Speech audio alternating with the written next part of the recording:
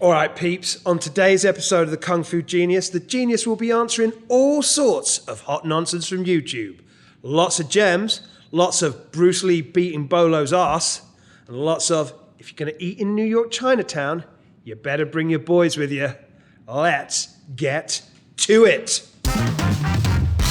And every day, I practice martial arts. Watch out! Yo, Mikey, how you doing, man? Doing great, Seagong. How you doing? Good. You know, the audience's reception to you taking over Dre's job, I know in the last episode, because it was special, it was our 2-year anniversary, so we had Andrew, our editor, be the, should we still call it Dre for a day, being that Dre's, you know. No, I mean, he was... I gave him an offer to come back, all right? But then he did that whole thing with Kanye once again at Mar-a-Lago, and I was like... Yo, are you even serious about getting back on this podcast? All right, the whole streaking through Mar-a-Lago, like what with Kanye? How am I supposed to be like? Yeah, this guy should be on a kung fu podcast, especially one of this status. He's long gone in my opinion. Right? It's a conspiracy theory. He thinks everyone's out to get him, and he thinks his behavior is okay. Yes, and it's not okay, all right? No, you should not streak in the middle of the night with Kanye at Mar-a-Lago. You shouldn't, all right? It should be middle of the day. Yeah, obviously. Otherwise, how are you going to get any real press from that, right? Absolutely, yeah. I mean, he's just doing it all wrong, as usual. Yes, all right. So anyway, Okay, I mean, I hope he's doing well. He's obviously not in a very good place. I mean, in his mind, he's in a good place. He's in Mar-a-Lago. Yeah, but still. I mean, the reviews are terrible. Anyway, so before we get started, I just want to remind everyone that the best way to support the Kung Fu Genius is on Patreon. Patreon supporters get episodes earlier than regular viewers. Episodes usually come out on Monday. For our Patreons, they usually come out on the previous Friday, occasionally on Saturday if I'm a little bit behind. And in addition to getting episodes early, higher levels of support can get your name in the description of the episode. There's also a baller level where you get your own private episode with me. And also, as I've talked about a few times, for those of you who are interested in my Instagram subscriber content, you can subscribe to me on Instagram for $5 a month, or you can just subscribe on Patreon, and I put that stuff on there too. So Patreon is kind of the best one where you kind of get everything. Yeah, we love our Patreon supporters. And Patreons also get first dibs on questions for Ask Me Anything episodes, as will be the case today. We have a Patreon question. We do have a Patreon question. I think we have a couple of Patreon questions by the looks of things. I think we only have one. Oh, yes, you're absolutely right. Yeah, I know. Honestly, I'm a bit jet lagged. Yeah, Mikey just got, by the way, it's Mikey Deane's birthday today, so by the time this comes out, it won't be his birthday anymore. Yeah, it's going to be my birthday in 2 weeks, but Yes. it's my birthday actually today. Yes, so happy birthday to you. Thank All you, right. Seagull. The new permanent replacement for Dre. Absolutely. Yeah, I just got back from the UK after a 2-week visit. It was interesting. Yeah, but by just getting back like a few hours ago. Yes, absolutely. Yes, and you came here, you nutter. I know. Right. I actually came here last night, set up everything, went home, slept for a few hours because I was only jet lagged, and then I came back. Yes. That is dedication to That Wing is Chun, dedication to the KFG. Absolutely. All right, here we go. Okay, so what do we cool. got on Patreon? All right, so Patreon question off the bat. Oscar Menendez. Happy New Year, a non-Dyson hypothetical. Finally. Yeah, they're always Dyson-esque, aren't they? That's the problem. I think the problem is that Dyson has kind of hijacked the whole hypothetical question on this podcast. Yeah, I think you're probably right. It Okay. will always be compared to him. All right, let's get into it. Have you ever imagined what a fight between Lee and Bolo would have looked like instead of Roper? Uh-huh. Say hi to the crew and no to Phil Collins music. I love this guy. He's my favorite. We need to give him more. This is awesome. Thank you, Oscar. Yeah, it's weird. I've had ABBA stuck in my head. As much as I would prefer to have Phil Collins or Genesis stuck in my head when I see you, so I can just start rattling off some of your favorite lyrics. Well, I mean, I've got to say, in terms of ABBA, I'm glad when it came to a co-host, you took a chance on me.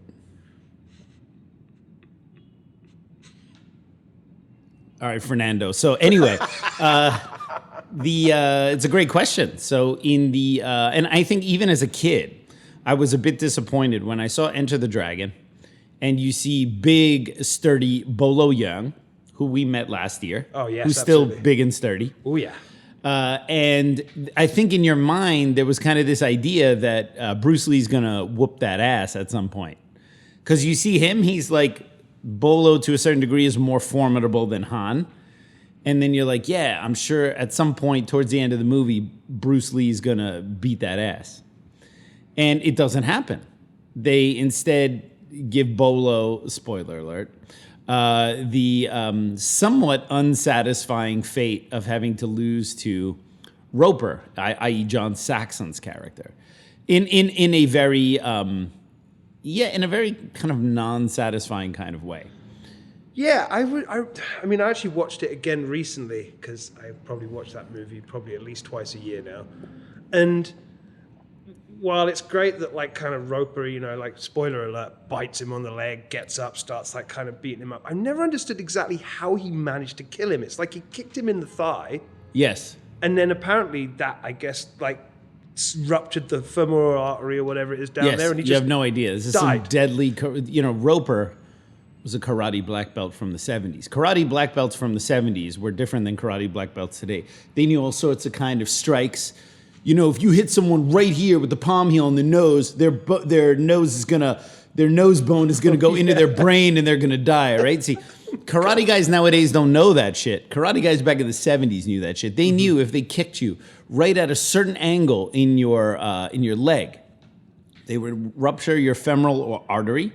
You would first, before you died, you would forget all math you had ever learned, which is just a weird consequence, and then you would basically shortly after that die. So I mean, there's a little bit of that, but I think, you know, a part of it is I've kind of explained, I think even on the last episode, is that Warner Brothers was a little hesitant to fully pull the trigger on having a Chinese lead in one of their films. I mean, this is Warner Brothers. This is 1973. And so that's why when you see the original posters for Enter the Dragon, John Saxon got equal billing to Bruce Lee on those posters. Oh, wow. Which is crazy because no one ever when you think of Enter the Dragon, it is for many the quintessential Bruce Lee movie, even though I mean, it's not the quintessential Bruce Lee movie for everyone. It's not the quintessential Bruce Lee movie for me, but for many people, you think Enter the Dragon, you think Bruce Lee. You don't think, oh yeah, that's a John Saxon movie and Bruce Lee's in it too, right? It's just that John Saxon was somewhat established at that point, and they needed to have a white guy on there too to kind of, you know, not scare the, I suppose, the investors. Like, oh no, it's okay. We got John Saxon in this movie, right? By the way, you know, John Saxon passed away in 2020. Oh, wow. Wow, that's amazing. Oh, you didn't know that? I knew. I mean, I figured it was just a bit further back. No.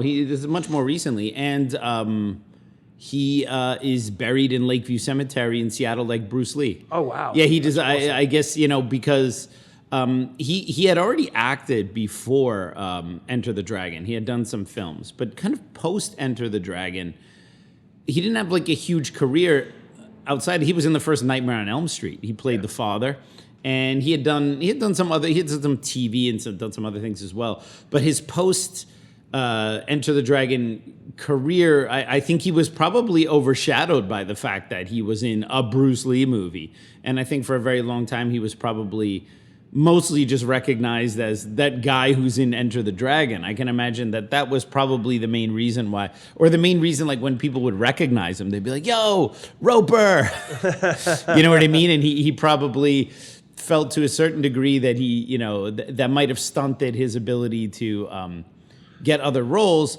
On the other hand, he never seemed like he was bitter about it. Like he definitely embraced the fact, and he was always very respectful of Bruce Lee. And think about it now, I suppose this is one of his final wishes was to be buried in the same cemetery as Bruce Lee. So now if you ever go to Lakeview Cemetery on Capitol Hill in Seattle to see Bruce Lee, you can visit John Saxon. I believe Jesse Glover is also buried there as well, although I'm not sure. And Ruby Chow. Oh, wow. The woman that he worked at her Chinese restaurant. She's also there with a very small grave. She used to actually be a very big deal in Seattle. Bruce Lee was just someone who was washing dishes in a restaurant. Now Bruce Lee has a monument, and she just has this little flat plaque there. It's interesting. It's funny, going back to what you were saying about John Saxon being the white guy on the poster. Funny thing is, John Saxon was actually Italian. And he changed his name to John Saxon because he wanted to get more roles in Hollywood earlier on in his career. Yeah, that makes sense. You know, that makes sense. My memory, and then the other thing, just to say, my memory of John Saxon before Enter the Dragon, because I was too young to see it, obviously, when it came out, is I remember him when they were doing all of those Star Wars knockoffs in the early 80s, like The Last Starfighter, and there was a film called Battle Beyond the Stars, where the main character is John Boy from Little House on the Prairie. Oh. And John Saxon plays the main bad guy alien that's trying to destroy the world. No kidding. Yeah, absolutely. I think I've completely missed that entire genre of films. Oh, What is that one called? Battle Beyond the Stars. Battle Beyond the Stars. Is it worth watching, or is it just terrible? I mean, it's worth watching. Is it terrible but still good to watch? You're going to get a massive... I mean, I'd watch it again from a nostalgic point of view and just be like, oh, because it's just like literally like... You know, remember, no one expected Star Wars to blow up quite as big as it did, and then everyone kind of jumped on that bandwagon, just like making with inferior products. Yeah. Pretty sure I think James Garner's in that as well as a cowboy space pilot. No shit. Yeah, like it's got a pretty decent cast. Two people who've acted with Bruce Lee. Oh yes, that's right. I forgot James Garner was. Yeah. James Garner from Marlowe. He was. Bruce Lee was in 2 scenes with him. Yeah, absolutely. Yeah. And also Carol O'Connor, Archie Bunker. Yes. When Bruce Lee smashes Marlowe's office and then he puts his glasses on and walks out, he actually bumps shoulders with Carol O'Connor, Archie Bunker. All right? Can you imagine? Archie Bunker is in a scene with Bruce Lee. All right? Who would ever think about that, right? Crazy, right? Wow, that's super cool. Yeah. But anyway, back to the question. Yes. Yeah, I think that would have been cool. I mean, no disrespect to the late, great John Saxon, but who wouldn't have wanted to see Bruce and Bolo go at it? What we have from Enter the Dragon are a lot of behind-the-scenes photos that Bruce took where he was doing moves on Bolo, like where he was doing kicks and stuff. There's even, I think, a scene where, a photo, I should say, where Bolo is picking up Wu Ngan, who's Bruce Lee's butler, wearing the yellow karate Han suit. And Bruce is like giving him a sidekick or something like that. And they shot all these kind of fun photos, but not a video. Right. But how cool would that have been to see the two of them go at it? That would have been amazing. Fantastic. Yeah, I would have loved to have seen that. Yeah. Mm-hmm. But again, you know, the thing is, it's like I would have loved to have seen it, but I guess because I've seen the movie so many times, it doesn't really ever factor into my mind when I watch it now. Like I know that what's going to happen is that John Saxon won't fight Bruce Lee, so they're obviously going to give him the big guy. You know, right. Yeah, and I mean, I suppose from a narrative perspective, it makes sense. Like Han is so good, like Bruce is the only guy who can take care of him, because even like the super tough second guy, at least like John Saxon's character can take care of him, but wouldn't be able to handle Han. Only Lee can handle Han. Do you remember back when we were downstairs in the studio? Dre asked, what was Bruce Lee's character's name in Enter the Dragon? And I go, Lee. I just laughed so hard. One, because, well, not so much that he didn't know that, but just also like, it was just what, like how much creativity went into going like, all right, Bruce Lee's character in Enter the Dragon, what's his name going to be? Lee. How about Lee? Good, got it. All right, and then like that's about all that committee decided that day. Mm-hmm. And then got paid a ton of money for it and went out and got themselves cocaine and hookers. Of course. I mean, on that very small Enter the Dragon budget. There were little hookers and little cocaine. This is very little. All right. Okay. What else we got? Next question. Excellent. Wow, we seem to be what's the word? What do they call it? It's more of a statement, I think. A statement, okay. We get those in the comments all the time. Oh, well, okay. So, Bill, asterisk, asterisk, asterisk, asterisk, asterisk. I think there's about 8 asterisks there. So. Oh, it's just not 9 asterisks after Bill. Because that guy's an asshole. Yeah, I think it might be 9. Really? He's an asshole. No. If it's only the 8 one, then I think he's okay. But the one with 9, that guy's a pure prick. Yeah. No, you're right. It's the 8 one. Okay, good. So. Yeah, but then never take a question for the guy with 9. Okay. Yeah. All right, cool. Yeah. That's and don't even get me started on the guy with 10. There's a guy with 10. Yes, there's a guy with 10. And he's a flaming asshole. Yes. Okay, so Bill with the 8 asterisks. He says, I do not have a problem with your co-host accent. Oh, so your new co-host accent. Oh, okay. I was going to say Dre's accent. I have a problem with that accent. Okay, we all do. I do not have a problem with your new co-host accent. He's doing a fine job. Thank you very much. I appreciate you, Bill, with the 8 asterisks. Guess you're not going to say anything about that after you clowned my accent. After I never clown your accent. I find it very arrogant, elegant. Sorry, elegant. Okay. I think it's great. I think your accent is great. It adds a little bit of, punch to the podcast because it's not just my silky smooth voice. We now have, Yeah, your audio chocolate. My audio chocolate. We now have your audio vanilla. You had a nice twist here. It's as vanilla as it gets. It is the origin of vanilla, your accents. Oh dear. I mean, technically not wrong, but... So, yeah, okay. And we have another... Yeah, you know what's weird? So, on that point, before we go on to the first question, or the next question. Uh-huh. Given this whole Kanye, Alex Jones, Marjorie Taylor Greene thing with Dre, okay? Yeah. They make a cute couple, by the way. Getting caught together like that, I just can't believe it, right? Especially doing what they were doing. It's like illegal in at least 49 states. Obviously, we have to distance ourselves from such a maniac. Yeah. All right? So I thought, we're looking who can be a suitable co-host. And we're like, well, there's the sound guy. He's just right there, right? Who chimes in from time to time. Absolutely. So we go, okay, fine. It's easier for me. The sound guy is also the co-host. That means we could cut our production, I suppose, or cut our staff by 1/3. and have kind of killed 2 birds with 1 stone. And then, but obviously, all jokes aside,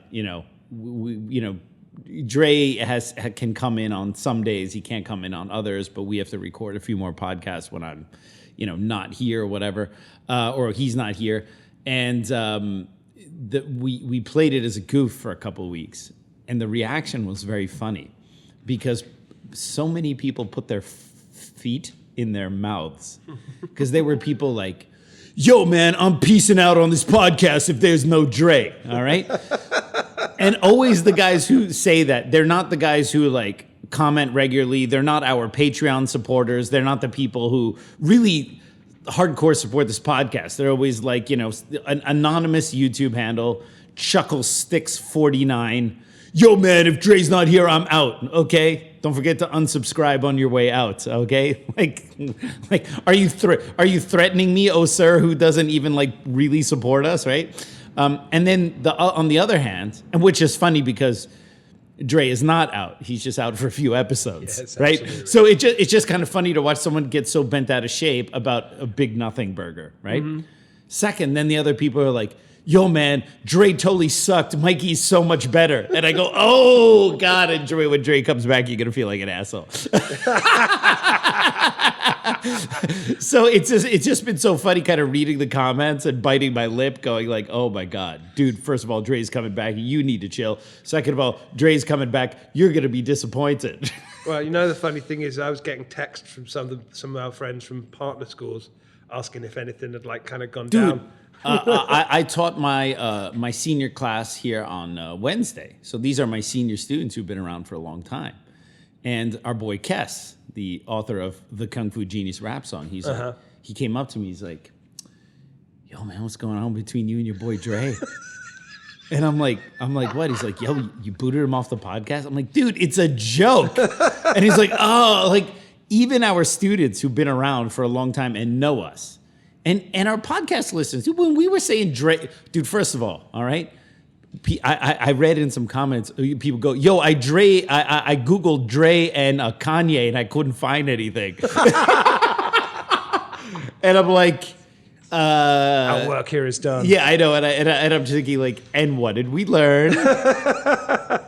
When a somewhat unserious Kung Fu podcast talks about the co-host leaving because of a controversy with Alex Jones and Kanye, yeah, that might not be real. All right? So anyway, it's been kind of funny. But yeah. But for everyone who's like worried about Dre, Dre can basically only, he lives out in Jersey now, which we've talked about before. And he can basically only come in on Saturdays for his training and for recording of the podcast. But I was out of New York for 3.5 weeks. So we had to record a bunch of episodes before I left. He can only come on Saturdays, which meant we had to record a bunch of episodes during the week. So we just use you, and we thought to do this goof. But it's kind of gotten out of hand where I'm worried people are gonna start revolting. So I just feel like I need to let people know, yo, Dre's my boy. When you see Dre, rest assured, we recorded that episode on a Saturday. Oh yeah, when at you 7 o'clock in the morning. At 7 in the morning after I taught him a private lesson. And rest assured, anytime you don't see Dre, the big grand conspiracy is that episode was recorded on a day that is Sunday through Friday. All right? That's it. All right? You can all chill a bit. Yeah, this is the bit where I missed the pandemic most, when we could just come in on Mondays and just kind of just tear through. Yes. We were just or any day, because we were around and we weren't doing shit. Yeah, we're just able to just if we're vibing, we're like, hey man, are we in the mood? And some of our best episodes came out of us just being our best wild. Episodes are when we're not trying. Yeah. All right. You know what I mean? Just at the end of it, just go like this. Yeah. All Absolutely. Right. Okay. Let's go for the next one. Yeah, this one's a doozy. We love this one. It's another comment. Oh, I love comments. Okay, so and 100% believable, by the way. Okay. Okay. The art of aphorism. The art of aphorism or aphorism. Aphorism. Yeah, I'm gonna Potato. Yeah, tomato. Angland. Favor.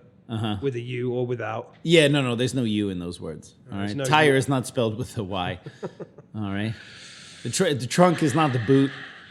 All right. You drive a British car. The hood is not the bonnet. I don't drive a British car. I drive a German car. All right. The Mini gymnastics. Cooper is owned by BMW now, sir. All right. Okay, fine. It has the same steering wheel as most BMWs. It is not a British car. So what if you could transport back in time for a front row seat into the life and legacy of one of the most respected Wing Chun masters in history? Gong Sao Wong, a tribute direct students on Sifu Wong Sao Leung, offers you just that. Through a series of exclusive conversations, 25 direct students share anecdotes, reflections, and personal stories offering in-depth understanding of the man behind the legend. Order your copy today across 12 Amazon marketplaces with free shipping. I absolutely love this book, and I think you'll find it an indispensable part of your collection. I can't recommend it enough. Get yours today. Go to Amazon, type in Gong Sao Wong, and there you go. Anyway, back to Kung Fu. The art of aphorism. I have beaten up 2 MMA guys by using Wing Chun. At the same time? He doesn't specify. Oh, okay. All right. What are you talking about? Question mark, exclamation mark. Fuck you. No, what is he talking about?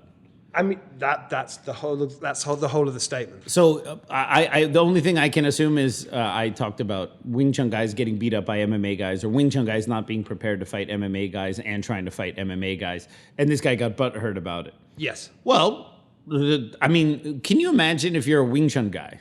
All right.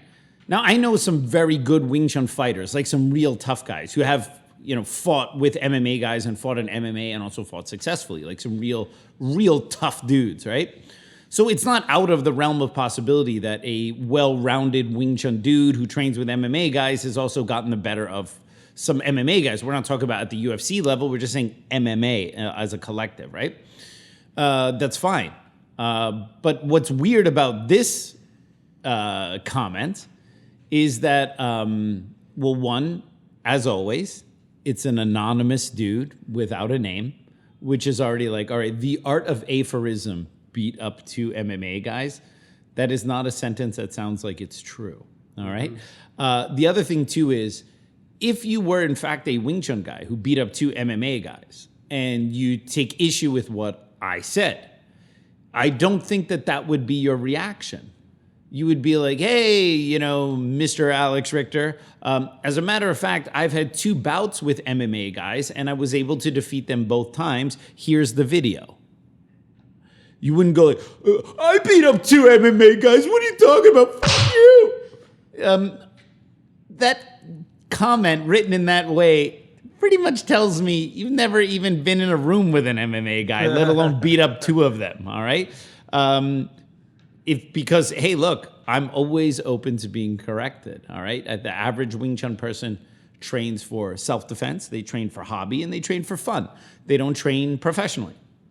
And that is part of the reason why some of those guys, not knowing the difference between training professionally as a fighter or training seriously as a sport martial arts practitioner and going to your Wing Chun class twice a week, this is not the same thing, all right? And there's always these pushback because if I say something like that, people think that that is some kind of tacit accusation about Wing Chun not being effective against MMA or something like that. And I'm just saying, no. I'm talking about people who practice Wing Chun versus people who practice MMA and the level of seriousness. I'm not talking about the techniques. I'm not talking about, look, I'm a Wing Chun teacher. This is what I do, right? But I also think that what a lot of Chinese Kung Fu lacks is just a slight sense of honesty and a little bit of self-deprecating humor. All right, in the age of MMA, you guys are the ones wearing silk pajamas, doing movements in the air, and you get upset when people don't take you seriously. I think you need to look at yourself a little bit and calm the fuck down and take yourself a little bit less seriously.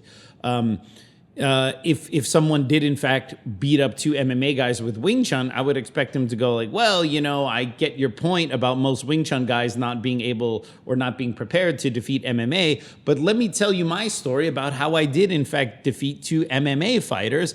Oh, by the way, here's the video of me doing it so you can see it. Like, that would be the normal response of someone, not this kind of temper tantrum upset with literally, he got upset with what I said, but he's claiming that he has done the thing that counters what I said. Why would he be upset if he is the exception, right? It would seem that if he was in fact telling the truth, his comment would be phrased a lot more differently and a lot less angrily. If you're a Wing Chun guy who beat up two MMA guys, why are you so angry, bro? Yeah. Why wouldn't you just be happy? Mm-hmm. Well, I always think it brings it back to that whole idea of going back to what's been said on numerous times over previous podcasts. It's like, when this guy's saying this, right? Mm-hmm. What does he actually mean? It's like, because in the actual adrenaline-fueled moments of a fight, is he maybe suggesting that fight starts, he goes, right, and then he just chain punched the crap out of somebody. Some unsuspecting MMA guy. Yeah, did a Lancao Daijun, just kind of maybe a couple of elbows. I don't think this guy knows what Lancao Daijun is. He doesn't strike me as a sophisticated Wing Chun person by any stretch of the imagination. Me neither. That's why I'm bringing some more of my basic knowledge up, right? You know what I mean? But this is this in his mind is that when he beat these guys up, and was it in a pub? I was at a post pub looking at my bird kind of No, stuff, I assume this guy's talking about on the undercard of a local MMA event. Yes, of course. A very, very local MMA event. And a very, very undercard of that local MMA event. Yeah, in his basement. His mind. Yes, against his mind, yes. You know what this guy's another fantasist like Vic Moore and Frank Dukes. Frank Dukes isn't a fantasist. How dare you? All right, next question. Okay, so Tai Chi Quo. Oh, here we go. Yeah. So lots of great questions for us. Absolutely. Okay. As always, thank you for answering my question. I still remember shortly after my family moved to America and wanted to take martial arts lessons, my dad having a sit down with the instructor to suss out whether their Joe Schmo suburban karate school had any Tong criminal underworld connections. Any interest in doing a podcast series on Kung Fu New York and the Tong Wars? Wow. That actually sounds pretty cool. But I don't that is pretty cool. So I don't know if I'm the most qualified to do that. I've read a few books, namely one called Tong Wars, about the history of kind of the various Tongs fighting each other. Now, basically, Chinese Tongs are essentially triads, but usually they're called Tongs when they're overseas. Now, of course, in Asia, there are some groups that are also called Tongs, but for the most part, the term Tong generally was used for a group, usually kind of organized crime or a gang, but when it was overseas, stateside, or in a country outside of China. So we're basically talking about triads, but we're talking about the triads in New York and so The history of Tongs in New York is fascinating because we have one of the oldest Chinatowns, if not the oldest. I don't know. I think I don't know. San Francisco's. Well, I'm not 100%. I feel like sure. San Francisco's got like San Francisco's, 3 Chinatowns as well. No, we're talking about the main one there. Yeah. Right? Yeah. So, but either way, the New York Chinatown is pretty damn old, and they have a rich history of gangs and triads and things like that. You have a lot of people who left Hong Kong or China who belonged to those groups, and they essentially established those groups over here. Tongs originally formed as these kind of meeting places. Like, for example, everyone who's surnamed Leung, you would have like the Leung Tong. And then people who happen to have the name Leung, they would like join this Tong, and it was kind of like a fraternity of like, oh, we're all surnamed Leung or whatever. And some of these grew into some kind of organized crime factions. And then you had other Tongs like the Green Dragons and the Flying Dragons here in New York.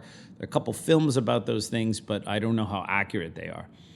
Maybe I'll talk to my good friend Sifu Carl Albright. He's been around for a hot minute. He's been teaching martial arts in New York since the 60s. Oh, wow. And he's got all sorts of crazy stories. He might know better than... There are a few people here. Like, I've read a number of books, and if we were going to do an episode on it, I could go back to my books, take a bunch of notes, and I could put together a pretty cohesive episode, but it would basically be the KFG doing a book report, as opposed to like I'm not telling anything from firsthand knowledge, right? I do know that especially in the 70s and 80s, a lot of martial arts, or some martial arts schools, Chinese martial arts schools, had some associations with the Tongs. I think I told this story once on the podcast, but many of our listeners are new. Many of them may have missed some of the old ones. This is kind of a crazy story told to me by Takwa Eng, who's a sifu in the Black Tiger style. Teaches down in Chinatown. He's one of Wai Hong's top guys. He's been around forever. And a few years ago, I would go to his gym every now and again and kind of ask him some questions about things and pick his brain a little bit about different things. And I asked him about Tang Sang, who has kind of been this pet project of mine to find out about him for a very long time. And he knew Tang Sang. He had met Tang Sang. And then back in the day. Because cool. Tang Sang had come to the States a few times. Mm-hmm. And Tang Sang, for the 3 people in our audience who don't know, Tang Sang was a private student of Grandmaster Yip Man. But he was also a very high-ranking police detective in Hong Kong. And he was a high-ranking police detective pre-1974, which means that he was a high-ranking police detective before they founded the Internal Council Against Corruption, all right? Or Independent Council Against Corruption. I always get that wrong. Independent Council Against Corruption, which is basically internal affairs. Because until that point, the Hong Kong police had rampant, to use one of your British words, graft and corruption. So basically, a lot of the high-ranking detectives, they were taking bribes from local crime lords to look the other way and to let them do their thing, but they were taking a cut. So, some of those detectives were taking a cut of the prostitution business in this corner over here, some from vice and drugs, like Loy Locke. Was very close to, I think, Limpy Ho, who was like the #1 heroin runner. So Loy Locke was like a millionaire taking a cut from essentially heroin money, and he was a detective. And Tang Sang, who was a private student of Yip Man, was also one of these so-called corrupted cops, but he was a huge martial arts fan and a very interesting character whom I really tried in earnest to write a book about, but just kept running into dead ends in terms of really finding any information that's worth anything. So in 1974, Tang Sang had already been retired for about 4 or 5 years. I think he retired in 1969. And in 1974, the Independent Council Against Corruption was formed, and they started investigating all of these corrupt cops. Now, Tang Sang was already retired at that point. But by 1976, 1977, so just a few years after it was formed, they started poking their nose around Tang Sang. They started going after the old retired cops who were corrupt. And they essentially arrested him and took him in for questioning. And then he paid bail to get out. Paid the equivalent of, almost $100,000 US in cash. Wow. And just left. And then when he was going to come back for his second court date or whatever, Tang Sang disappeared. And Tang Sang left for Taiwan because Taiwan does not have extradition with Hong Kong. So he left to Taiwan and he basically ended up living in Taiwan for the rest of his life, which would only be about 10 more years. I think he died in early 87. I think January 87. I can't even get an exact date on his death. I know that he was alive when William Chang was beaten up by Imin. Because after that whole thing happened, Tang Sang actually wrote a letter about that. And he was saying, like, good riddance that William Chang got beat up because he's been lying about Yip Man for all these years and blah, blah, blah. And Tang Sang was like really happy that Imin beat up William Chang and wrote this letter basically saying like everyone in Hong Kong like knows that, these William Chang's claims are not true or whatever. I'm just telling you what was written in the letter. And then so that was in September of 1986. And then there was an article in a Hong Kong newspaper about Tang Sang dying or having had passed away. And that article was at the end of January of 87. So he had to have died somewhere between January and Imin beating up William Chang in September of the previous year. But I can't find any. Like I've tried so hard, but it's just so difficult to find any of these kind of records. Anyway, at one point in the 70s or early 80s, Tang Sang also considered moving to New York, of all places. Wow. So because he, was kind of an international man of means and mystery and had money, and one of the places he considered moving to was New York. So he came to New York, and he met with Wai Hong, who's kind of the grandfather of Kung Fu in Chinatown and the Sifu of Tak Laing. And you have to imagine that in Hong Kong, Tang Sang was one of the most well-connected people, all right? If he had connections to a number of triads, he was a high-ranking detective, and if Tang Sang was in Hong Kong, all right, pardon my French, no one would fuck with him, because not only was he a detective, but he had all the connections to the guys you don't want to mess with. So Tang Sang was quite literally the guy you don't mess with, all right? But the thing with Hong Kong and Chinese gangs is that that's all territorial. No one would mess with him in Hong Kong because of his connections there. But when he came to New York, he was in Chinatown. This is the story that Siva Tatwa told me. Tang Sang was in a restaurant in Chinatown, New York, and some local Tongs saw him in there. And they recognized him because Tang Sang had been in the newspapers and he was kind of a big dude. Like, he was a dude you noticed. And suddenly, Tang Sang's table was surrounded by a bunch of local New York Tongs, which more or less gave him the offer of like, we know you're rich. Pay us a bunch of money so you can leave this restaurant. Wow. Okay? And so that meant that for all of the power and, the immense power that Tang Sang wielded in Hong Kong, it didn't mean shit when he wasn't in his territory.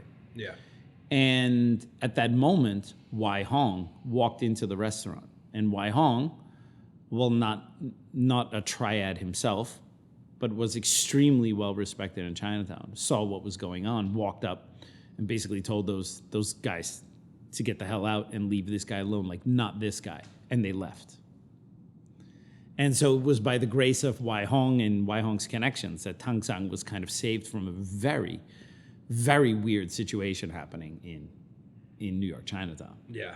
And that gives you an idea of how ballsy the New York Tongs were. Right. Okay? Because you can imagine that if they had done something to him, and any of Tang Sang's boys back in Hong Kong found out about that, there'd be some shit going on between Hong Kong and New York. Yeah. They didn't give a shit. Yeah. That's how crazy they were. Another story, this one was told to me by Sifu Leung Teng. In the 1980s, there was a leader of the Hong Fat Society. Hong Fat is a style of martial arts, a combination of Hong Ga and some kind of Buddhist style. Fat means Buddha in Chinese, so yeah. Hong Fat, it's like a combination of the Hong style and the Buddha style, Hong Fat. And they're a little culty, to be honest. They're a kind of an orthodox Southern style, but the way that they like the Hong Fat people in Hong Kong are kind of culty, and they have their little cult. They had in the 80s, they were kind of big here.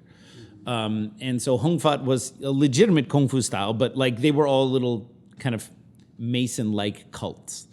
And the leader of the Hung Fat was murdered, I think, by one of the Green Dragon Tongs. Wow. For I don't know what had happened, but they basically took the leader of the Hung Fat society and they tied his hands and his legs behind his back and gagged him and threw him in the East River. Yeah. That's wild. That's wild. This is one of the worst deaths you can imagine because you're drowning and you cannot even, you cannot swim in that position. Yeah. So that gives you kind of an idea. It was a very crazy time, but I mean, I those are kind of my two stories that I can tell people where people go, whoa, that's crazy. Outside of that, we would have to talk to someone who's an actual expert. There was a guy named Eddie Ko back in, I think in the 20s or 30s, who was like a big Tong leader in New York. And there's a photo of him back from that time, I think from the 20s or 30s, although I could have the date wrong. I've seen the photo. And there's just a photo of him. He just looks like such a gangster.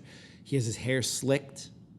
It's like this like very well-dressed Chinese gentleman. He had his hair slicked back. Uh-huh. He had these round, thick glasses. Like the frame is thick, but they're kind of round, like almost John Lennon glasses, but with a thick black frame. Yeah. And he was wearing this like suit, and he's holding two butterfly swords. And he's just holding them like this. And you look at this guy, and he just looks like some psycho out of a movie, like kind of a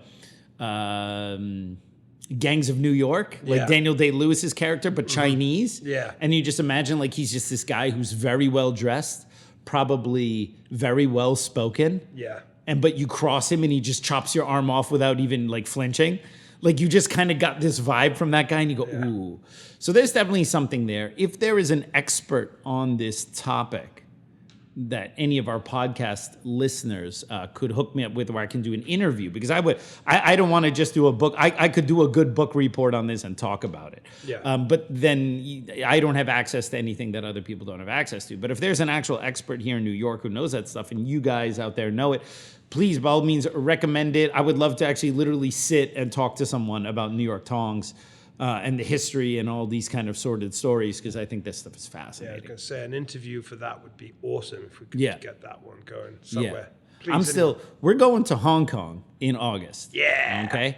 I'm leading the tour, all right, which all that info is in the description below. You guys can come with me on this 7-day Ultimate Hong Kong Kung Fu Tour. And I think we're going to record an episode of the KFG from Hong Kong. We might record two. Yeah, we might record two, but I'm kind of thinking like, I don't want to do Ask Me Anything episodes from there, because Ask Me Anything episodes I can do anywhere. I'm thinking like interviews, people, something interesting. Yeah. So I still haven't decided what that is. If you guys out there have an idea, by all means, write that in the comments below. KFG is going to be in Hong Kong. We could potentially record 2 episodes over there. Who would you like me to interview? Who would you like me to talk to? Where would you like me to go? What would you like me to do? And it's not confirmed yet, but we do have one very cool dude coming on this tour. Ooh, all right. Well, that's not me. No, you're coming. Everyone knows that. All right. Hopefully Dre's coming if he can, you know. He's going to have to apologize. He's going to have to apologize. No, I'm just going to say this one really cool dude. Pretty sure he's coming.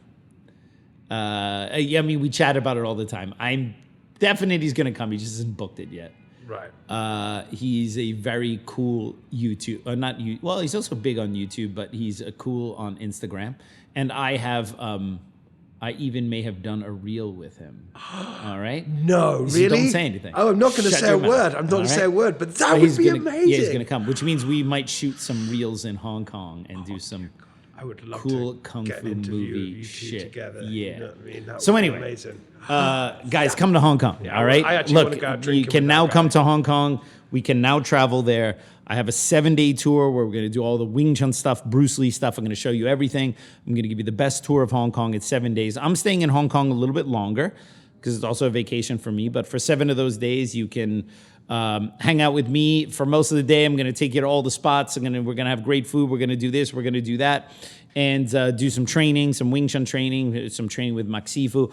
All the information is on my website, citywt.com. That info is in the description below. You click on it, you go to the link, you put your information. I will send you 2 PDFs automatically. One PDF is an overview of the trip, kind of shows you what we're going to do, more or less, with the pricing. And then the second PDF, which usually it's automated email. It comes like 15 minutes after the first one. Has all the nitty gritty about what you need to consider before you come to Hong Kong. And the links to purchase the tour are in there. It's just for the tour. Obviously, I'm not covering airfare and hotel and food and stuff like that. This is just for the 7 days with the Kung Fu Genius. And there are a couple different packages. There are discounts for people who want to come with more than one person. All of that info is below. I'm super excited about this. I have not been to Hong Kong since 2019, since before the virus of unknown origins.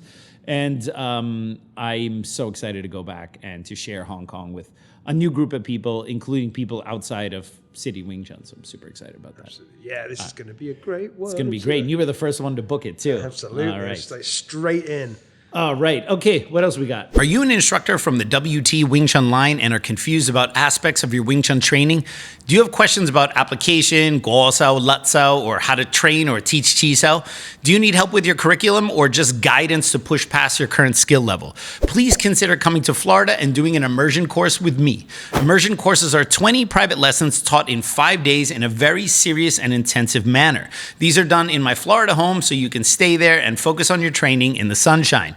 Courses are individually crafted to your needs after we have a consultation. No politics, no nonsense, just serious training. Click the link in the description of this episode to find out more about immersion training with me in Florida. I'm currently filling up spots for March and April of 2023, so apply today to get one of those dates. Spots are limited because of my schedule, so book before the end of February 2023. Again, the link for immersion training in Florida is in the description below, and I'll see you in the sunshine. All right. Okay. So nice. Mat Attack. Mat Attack. Mat Attack. We like Mat Attack. Okay. Just saw 2 freaking awesome movies with Chen Quan Tai. Mm-hmm. Flying Guillotine and Executioners from Shaolin. Yes. Some very familiar stunts training in that latter one. Uh-huh. It's actually more of a statement. Right. A comment, I guess. But yes. Yeah. So that's what he said. Yeah, it's awesome. Chen Guan Tai, or Chen Quan Tai, as most people pronounce it. We talked about him on a previous episode of the podcast. Huge fan of his. He is a legit martial arts practitioner, not just an actor. From the Dyson Pequar lineage, also was a full contact fighter. Dude was no joke. There are photos of him with Bruce Lee and stuff. Oh, I love all of Chen Guan Tai's movies. He's really fantastic. And he's still around. He hangs out in Hong Kong, and you'll occasionally see him cameo in films from time to time. And maybe we'll figure out a way to hang out with him in Hong Kong. So anyway, what else you got? Okay, all right, yeah. So Pinoro, that's the name. Mm-hmm. So when I heard the question about the last good Kung Fu movie, I hoped your answer will be Kung Fu Jungle. Another one that I find it really good was Wuxia, released in US as Dragon, a martial arts crime story with Donnie Yen and Takeshi Kanehiro. Did you like it? That's a great question. I still think that Kung Fu Jungle, aka Kung Fu Killer, is probably like the last real Kung Fu movie. And yes, there have been Kung Fu movies since, but for me, that's like the last one that really just feels like old school. Really, it's really good, great. though, isn't and it? they managed to figure out the perfect way to make Kung Fu in the modern day. Yeah. You know, because it's like this kind of serial killer who's like doing Kung Fu, and they need the Kung Fu guy to figure out how and when and who he's going to kill next and all that stuff. Wuxia, which had that alternate terrible American title, Dragon or something like that. And American title's always so stupid. You put Dragon or Kill or Death or something in the title, and that's usually good. That is kind of almost like a Kung Fu CSI, like but set back in the day. And it's a little bit like the movie The History of Violence. I don't know if you've ever seen that. Oh, yeah, I love that film. Where it's like, you don't know, spoiler alert, is the main guy, was he this badass killer or is he just this guy in a village? that's kind of the story, right? So the movie is kind of going like, they're kind of making it seem like he was this badass guy, but no, he's just kind of this family guy. No, that's not him. So it's a little bit like a whodunit. When I first saw it, I thought it was great. I loved it. I thought it was beautifully shot. Beautifully shot. It was a great movie. I really, really liked it. I watched it again over the pandemic, which was the only time I had seen it since I originally saw it many, many years ago. And for whatever reason, I just felt it didn't hold up. The first time I watched it, I remember being blown away. I'm like, oh my God, it's so good. Finally, Donnie Yen did something good that wasn't IP Man, right? And I was like, oh, it's a great movie. It's good action. The story's good. It's interesting. It's a little bit of a mystery or whatever. And I don't know if it's because it's one of those movies like The Sixth Sense, when you know what it is, like the next time you watch it, you're like, oh God, this is so obvious, right? So it kind of loses that a little bit. Yeah. So I don't know if it was that, but I also just found the film just not as compelling as I did the first time. And also I forgot that Jimmy Wang Yu was the villain at the end, and I fucking hate Jimmy Wang Yu. Sorry, I know he passed away. I just like Jimmy Wang Yu is the Chinese David Carradine. It's like, yeah, the reason why you like him is because he was first, but not because he was good. Everyone's like, yeah, well, I saw David Carradine, and they told you, yeah. It's called the primacy effect. The first thing you see is usually the thing that has the greatest effect on you in terms of that particular thing, right? So for many Americans who grew up at that time, their first foray into Kung Fu was David Carradine's Kung Fu TV series. So for them, they're like, wow. And then when they saw Bruce Lee, it was like an extension, a better. It was like, wow, look at that. And then it just went on from there. But David Carradine will still forever be their introduction into Kung Fu and will always have that thing, right? That's called the primacy effect. And for a small demographic of Chinese Kung Fu fans, some of their early movies, their early exposure was through Jimmy Wang Yu, all right? Like David Carradine, Jimmy Wang Yu is not a martial artist, all right? Like David Carradine, Jimmy Wang Yu is a fucking nutter as a human being. Atrocious, a wife beater, a gangster, someone who would get into fights for no reason. He kind of reminds me of when you watch South Park. What was that one episode where it's not Kyle's dad, where he was getting in fights with everyone at the ball game? Like, what are you looking at? And then he would just he would just punch him, right? And then suddenly, like that's kind of what Jimmy Wang Yu was like. He would just constantly get into fights with people, but he also beat the living shit out of his wife. Classy. And for me, that's always the red line. Yeah. All right, like you can be an asshole, get in bar fights or whatever, but you lay hands on a woman, go fuck yourself. And I am just not a Jimmy Wang Yu fan. And I think that, the first time I saw it, I was like, oh, this Jimmy Wang Yu. I didn't pay too much attention. Since I had seen the movie, I had learned all sorts of horrific details about Jimmy Wang Yu. And I think then watching it, I was like, oh, right, I forgot he's in this movie. So for whatever reason, I just felt it didn't hold up. Although I have to admit, the first time I saw that film, I thought it was great. Mm-hmm. So I would assume a lot of people who see that movie for the first time would be like, wow. All right, just don't watch it again. Yeah, second time I watched that film was actually a watch party with Bay Logan. That's right, where he did the commentary. Yeah. It was really, really cool. I didn't Yeah. have any good questions for him afterwards. I felt disappointed. Right. As but we he usually commented do. me on my Flash T-shirt. He was like, "Oh, Mikey Deane with the Flash T-shirt." I don't think he realized I knew you. I just was like, "I know someone you know." And you have the same accent. Yes, absolutely. Yeah. So he didn't you guys even know always that get like excited about finding someone else with the same accent. Oh, that's what's going to happen when I meet him in Right, Hong Kong. right. We're just like, accents. We're not excited about people with accents when we're out elsewhere. It's only if we like each other.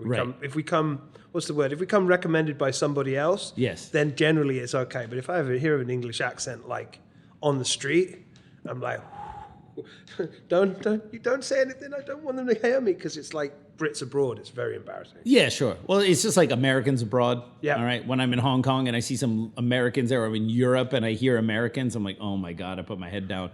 But I also put my head down when I hear Germans abroad. Mm-hmm. I remember one time, and I probably told this story on the podcast, but it just sticks out in my mind. I was in Hong Kong around 2014, and I was taking a bus ride to the south side of Hong Kong Island, to Stanley, which is beautiful. Hong Kong Island, on the north side, that's where all the buildings are. It's like the Manhattan of Hong Kong. And on the south side, you have all these beaches and all this cool. And that's also where like Enter the Dragon was shot and stuff like that. And and now they actually have a train that goes through the island. But back then, you usually took like a bus to kind of go around the edge of the island because the middle is very high, right? So you take this bus around the edge and you're very high up, and the bus is like on these 2-lane streets, and you look over and it's like, the bus is like going really fast, and you look over and it's like this very precipitous drop on the side, and you're like, oh my God. But it's beautiful. When you see the water and you see all these little islands, it's so beautiful. Mm-hmm. And I just remember I was like sitting there waiting to go to Stanley and Stanley Beach, and there were these 2 German tourists sitting in front of me. Now, one of the curses of having learned, because I lived in Germany for 3 years and I learned to speak German during my time in Germany, obviously. And one of the curses of learning to speak German is that you understand German. Yeah. And so I was sitting, and like looking out and mind you, by 2014, I had already been to Hong Kong multiple times. I had already seen this view.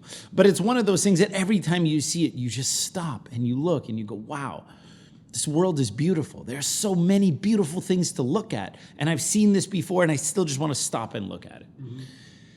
And these 2 German tourists, these 2 young girls, they were like, they couldn't have been older than 30. They were probably in their late 20s. So they're not like super, like they're not like teenies, and they're not like old fart tourists. They're kind of like youngish tourists. And the entire 30-minute ride, the 2 of them were complaining about German tax law. They were complaining about how many taxes they pay, how much money is taken out. And then they were going into the intricacies of German tax law, going like, I know, right? And saying all this stuff, and then just really getting into the weeds. And unfortunately, I can understand every single thing they're saying while I'm trying to look at this beautiful view that's outside. And I'm just like, I just want to say, hey, ladies. All right? I want to say in German to them, hey, ladies, you're not in Germany now. The German tax laws cannot hurt you in this moment. Turn your head to the right and look at all that beautiful glory. And shut the fuck up. Man, that's the best ASMR I think I've ever heard Thank you do. you. Jesus Christ. That's amazing. Yeah. I mean, look, I'm half German, so I'm allowed to complain about Germans without getting canceled. It's cool. I'm English, so I'm allowed to complain about Germans Germans without getting cancelled. Germans complain about everything when they're in a foreign country not being like it is back in Germany, which is just the most mind-blowing shit to me. Yeah. Like, they come to the States, they order water, and they don't get, maybe the restaurant doesn't have sparkling water. They only have tap water, but you don't get tap water in Germany. Like, It's like, dude, you're not in Germany. Calm down. Do you expect everything? If every place was like Germany that you went to, then why would you ever want to travel anywhere else? Yep. See also Americans and English people. Yes. So all right. exactly No, it's the same, but it's just like, it's super, super annoying. It's Very like obnoxious. Your complaint is the place you traveled to at great expense is not like the place you came from. All right. Anyway, back to Kung Fu. Yeah, we could go on further. Back to Kung Fu. There's a whole other podcast series that we're actually going to start. Yeah. No, I'm kidding. Bitching about, we'll call it bitching about foreigners. It'll last one episode. It will get canceled. Absolutely. All right. Separate to this. So Yes. you can only cancel us for that. By foreigners, we mean our own ethnicities. Oh, yeah, absolutely. No one else. We're not here to, moan about It's just going to be me bitching about Germans and Cubans. And Oh my the God, let me tell you about the damn Cubans in Miami. Absolutely. All right? Oh, no. And the Eskimos. No, I'm kidding. All right, let's go. Okay, so Carl Playford. You could be right about Bruce dubbing the monk scene around the time of his first collapse. The audio is actually incomplete. It's on the Criterion Blu-ray you can watch with the Bruce audio. So maybe he went to the bathroom, LOL. Yeah, that's kind of a callback to a previous episode where I suspected that Bruce's May 10th collapse which happened while he was dubbing his voice for Enter the Dragon. I kind of suspected that might have been that monk scene because it's incomplete. That's why they later had to redub it with other voice actors. It did not have Bruce's voice. But then there's other things that say, other people that say, well, that scene wasn't in the original cut, but I still think they would have dubbed it even if it got cut later. So yeah, that's a very, I mean, it's possible that when Bruce had his collapse, that was the scene that he was to record, that scene with the monk at Chingshan Monastery, which, by the way, is one of the stops on the ultimate Hong Kong Kung Fu tour. We're going to go to the finger pointing away to the moon monastery. Nice. All right, and I'll take you, you can literally walk that same path that Bruce Lee walked with his teacher, and you can go to the same spot where he sits with Braithwaite, where he says it's Lao's time. All right, so yeah, definitely. Excellent. So this is very much the comment episode. Yeah. Got Thomas Macaluso. Great comment, this one. Thankfully, JKD doesn't have political division like Wing Chun, just one big happy family. A very sarcastic emoji. Yeah, that's funny, yeah. It's interesting because when you... I mean, it depends on how much you get into this stuff, right? Obviously, JKD has a lot of very deep divides. You have the standard dichotomy of concepts versus... original JKD, and then of course there's also a third category, which is like no, that divide doesn't exist. There's just JKD, but they're so militant about that it becomes a third category. All right, like people don't realize no, you actually just created a third category, right? Well done. Yeah, well done, right? No, the division is bullshit. There's just JKD. Okay. Well, I guarantee you that whatever you teach will be at odds with either one of those two camps, making you a third camp, right? There's obviously political divisions in Wing Chun, but there's political divisions in anything. This is a human thing. I mean, look at what happened in Kempo Karate after Ed Parker died. You cannot tell me that there are not political divisions in Brazilian Jiu-Jitsu.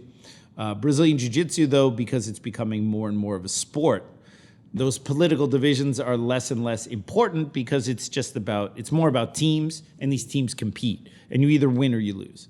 But, there were divisions within the Gracie family. There are disagreements in terms of how much did Helio Gracie contribute versus Carlos Gracie. The thing is, to pretend that martial arts, which involve humans, can somehow develop without political issues is kind of a pipe dream. There are political divisions in Kyokushin Karate, both pre-Masoyama's death and post-Masoyama's death, right? There are divisions in Judo. Jigoro Kano, the founder of Judo, didn't believe that there should be weight classes in Judo because he felt that would diminish its focus on self-defense. Right, that you're only fighting people your size and your weight.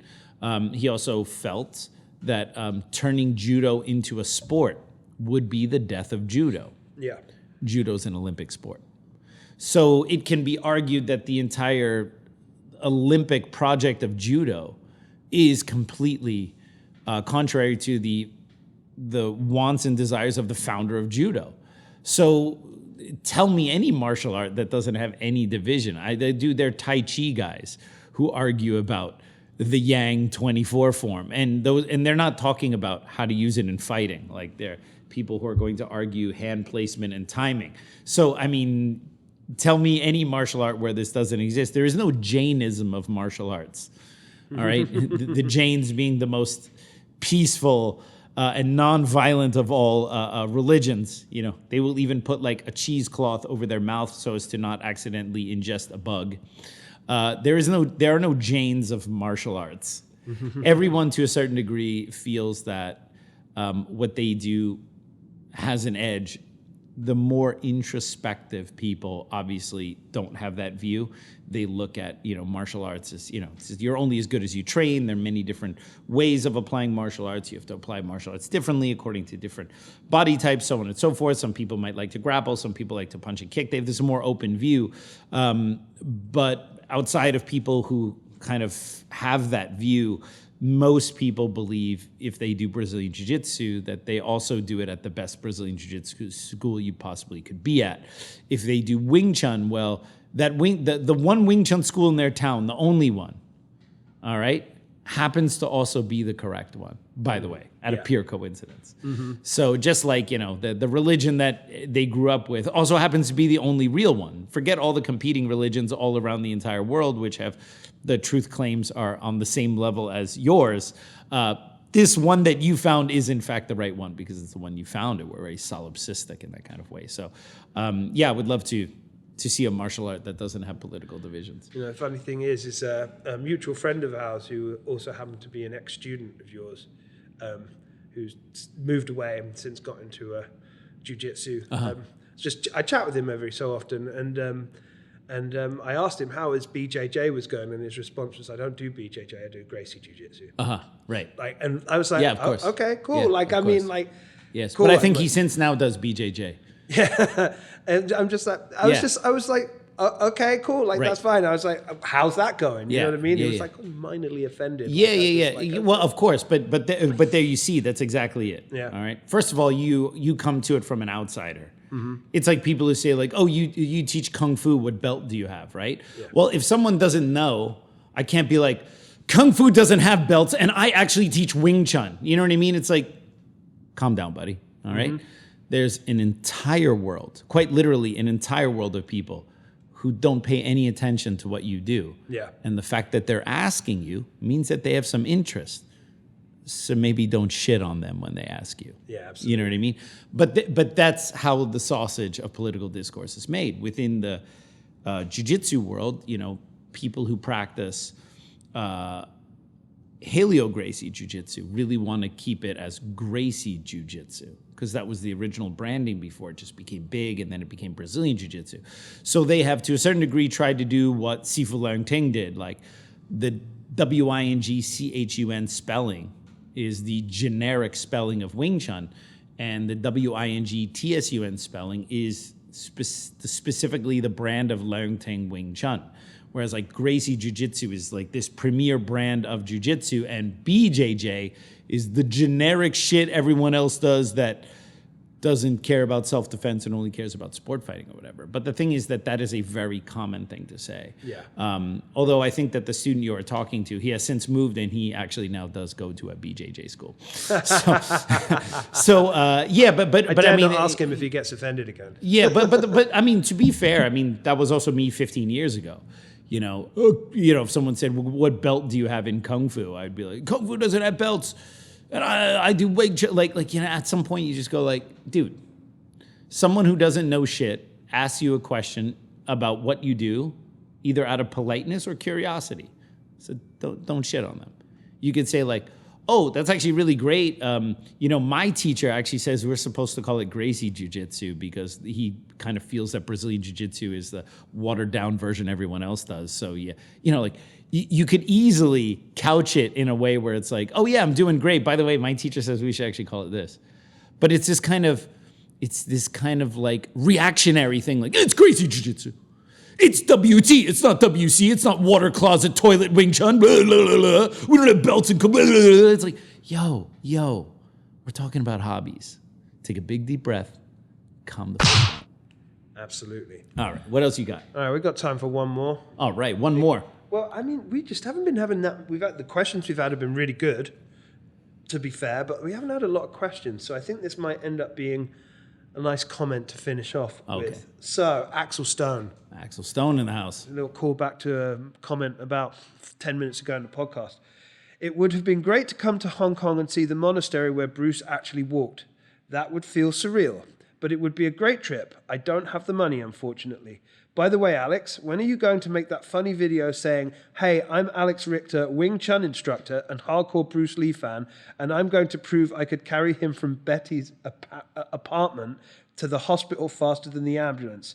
Here I go, then have someone the same weight at the time, and I want you to be wearing the Game of Death tracksuit running to the hospital with no easy way out, playing with dramatic slow-mo shots. Man, I can see it now. Please do it for the fans and for Bruce, LOL. Yeah.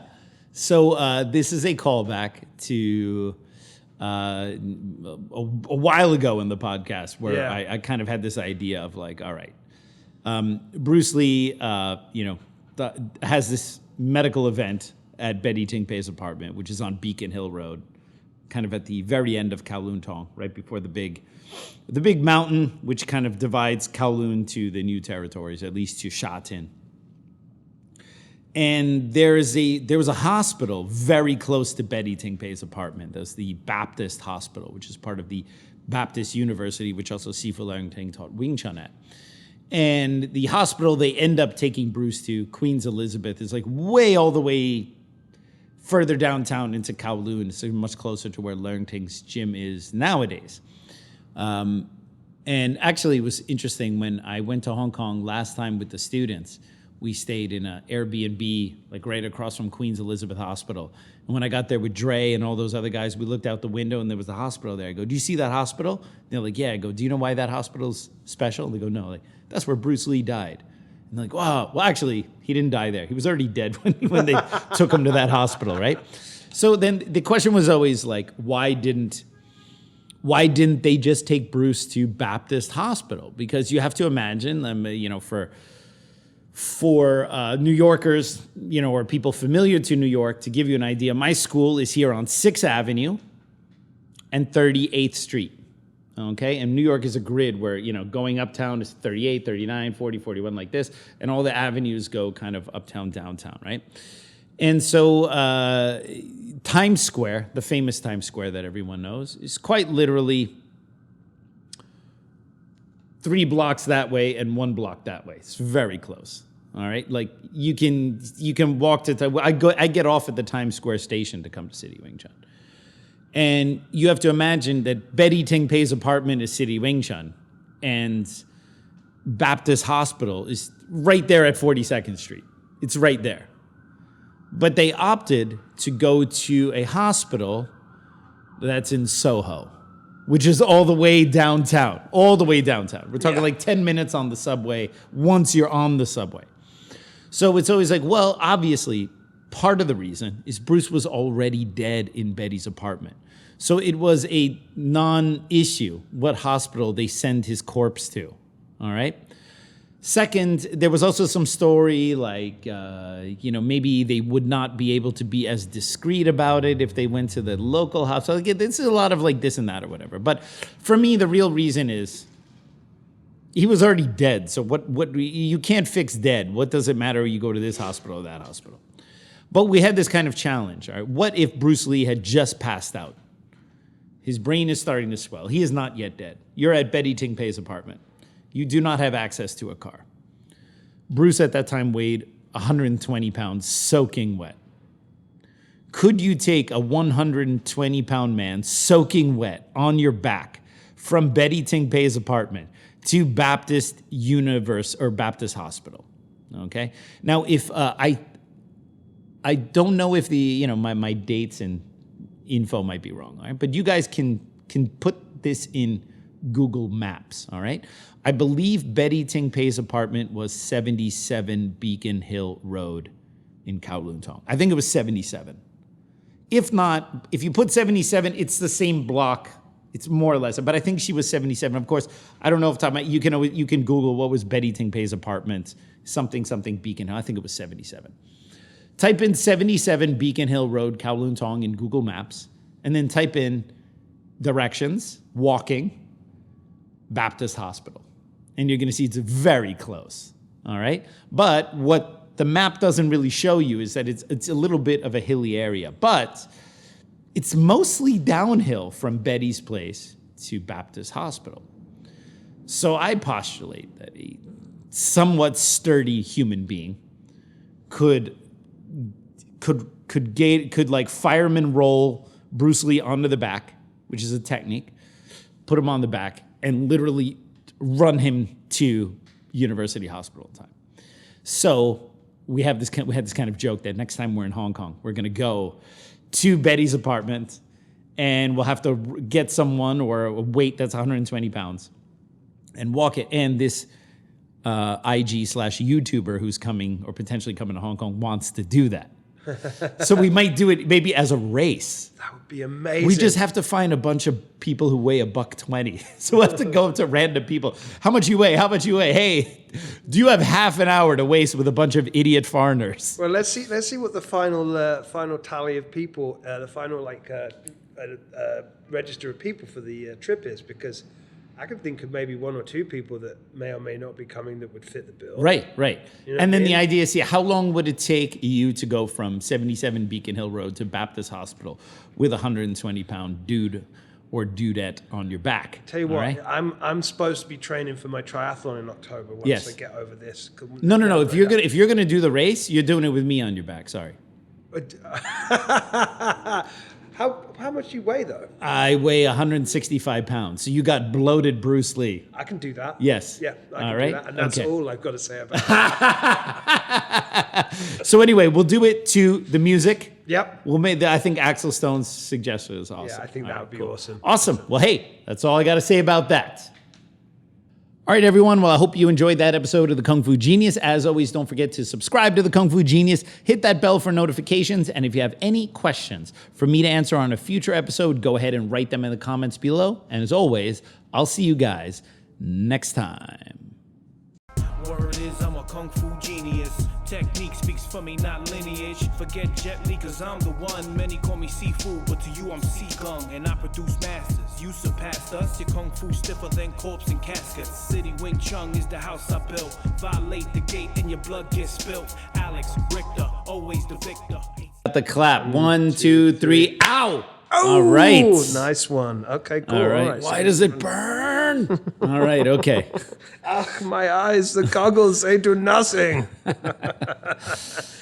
When I heard the question about the last good kung fu meet, see, I can't read all of a sudden.